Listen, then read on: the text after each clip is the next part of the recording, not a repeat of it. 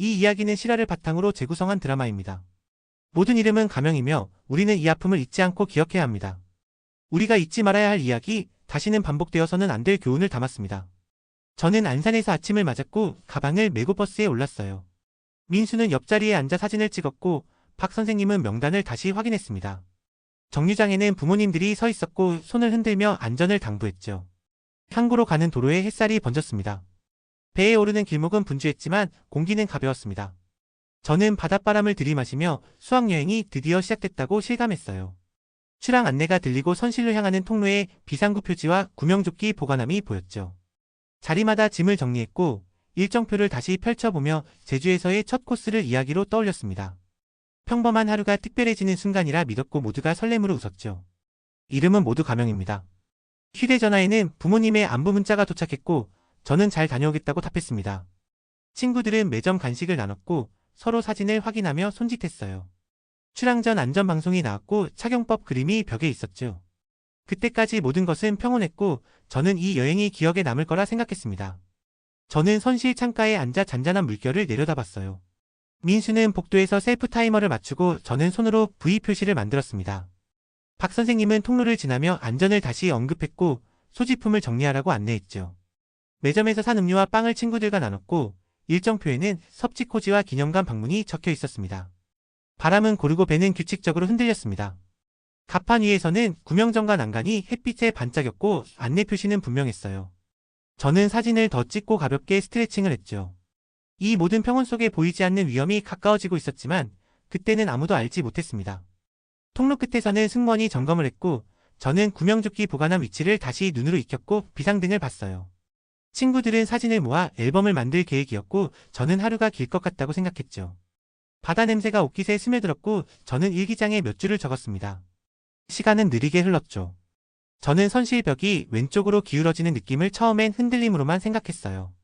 몸이 한쪽으로 쏠렸고 컵이 바닥을 굴렀습니다. 스피커에서는 객실에 머물라는 안내가 반복됐고 저는 자리에서 움직이지 말아야 한다고 판단했죠. 박 선생님은 통로 상황을 살피고 학생들에게 침착함을 유지하라고 손짓했습니다. 민수는 가방을 붙잡고 저는 신발끈을 다시 조였어요. 복도 끝에서 금속이 마찰하는 소리가 길어졌고 선실 천장이 낯설게 보였습니다. 저는 비상구 표지를 따라가며 구명조끼 위치를 확인했죠. 불안은 커졌지만 안내를 믿었고 모두가 기다려야 한다고 마음을 다잡았습니다. 청소통이 밀려와 걸렸고 선반 짐이 움직였어요. 스피커는 다시 객실 대기를 안내했고 저는 균형을 잡았죠. 휴대전화는 주머니에서 미끄러져 떨어졌고 화면에는 신호 약한 표시가 떴습니다. 바닥은 미끄러웠어요. 저는 숨을 고르고 주변을 살피며 다음 안내를 기다렸습니다. 그때도 곧 구조가 시작될 거라 생각했고 움직이지 않는 것이 안전하다고 믿었죠. 저는 휴대전화로 상황을 기록했고 집에 안전이 있겠다는 짧은 메시지를 보냈어요. 박 선생님은 인원 파악을 반복했고 복도에서 이동을 자제하라는 손짓을 했습니다. 민수는 가족에게 연락을 시도했고 저는 배가 더 기울고 있음을 시간별로 메모했죠. 스피커에서는 구조가 진행 중이라는 안내가 나왔고 저는 그대로 대기했습니다. 객실은 점점 어두워졌고 바닥의 기울기는 더 커졌어요. 멀미가 찾아온 친구들이 있었고 물건이 한쪽에 쏠리며 작은 충돌음이 이어졌습니다. 진도 체육관으로 향하는 부모님 소식을 들었고 저는 곧 구조대가 도착할 거라 믿었죠. 그 믿음이 버팀목이었고 저는 침착함을 잃지 않으려 했습니다. 뉴스에는 속보가 떴다는 소식을 들었어요. 저는 배터리를 아끼려고 절전 모드로 전환했고 기록만 남겼습니다. 구명조끼 보관함을 열어 위치를 다시 확인했고 착용 순서를 마음속으로 반복했어요. 시간은 느리게 흘렀고 저는 스피커 소리에 더 집중했습니다. 모두가 같은 생각이었고 구조는 곧 닿을 것이라 믿었어요. 저는 시간이 지날수록 안내와 현실 사이의 간격이 커진다고 느꼈어요. 기다리라는 말은 이어졌고 배의 기울기는 더 가팔라졌습니다.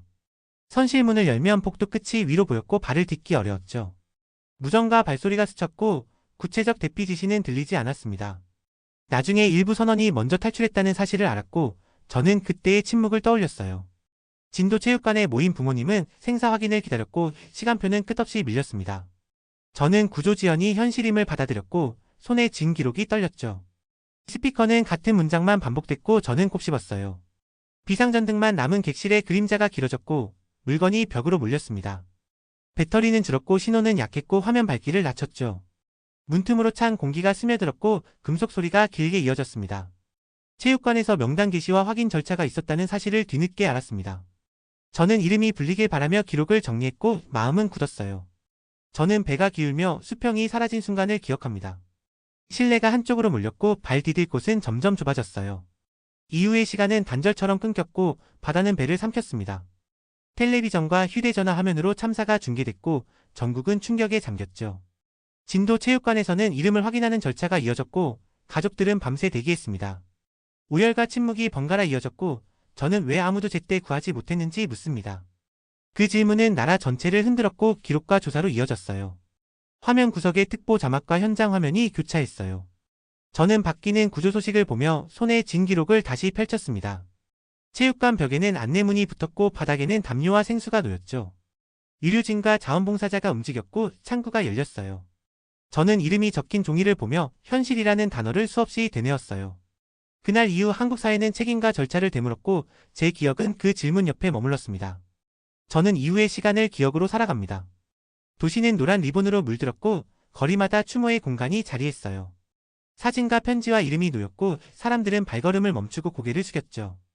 남은 가족은 진실을 요구했고 사회는 원인을 정리하며 제도를 고쳤습니다. 조사는 단계별로 이어졌고 기록은 공개됐고 법과 규정이 손질됐어요. 저는 그 과정을 따라가며 다시는 같은 비극이 반복되지 않기를 마음에 새겼습니다. 기억은 개인을 넘어 공동의 약속이 되었고 안전은 습관으로 다듬어졌죠. 그날의 바다는 아직도 제 곁에 있고 저는 계속 묻고 바로잡으며 살아가려 합니다. 학교에는 빈 책상이 놓였고 졸업장은 이름을 찾아갔죠. 기일마다 추모식이 열렸고 기록관의 자료가 보존됐죠. 인양과 조사 과정은 길었고 질문은 사라지지 않았죠. 교육과 훈련은 강화됐고 장비가 정비됐습니다. 저는 경보와 표지, 비상구를 자연스레 확인하게 됐고 작은 위험을 넘기지 않았어요. 기억은 단순한 슬픔이 아니라 다음 생명을 지키는 방법이라 믿습니다. 감사합니다. 여러분의 구독과 좋아요는 다음 이야기 영상 제작에 큰 도움이 되고 힘이 됩니다.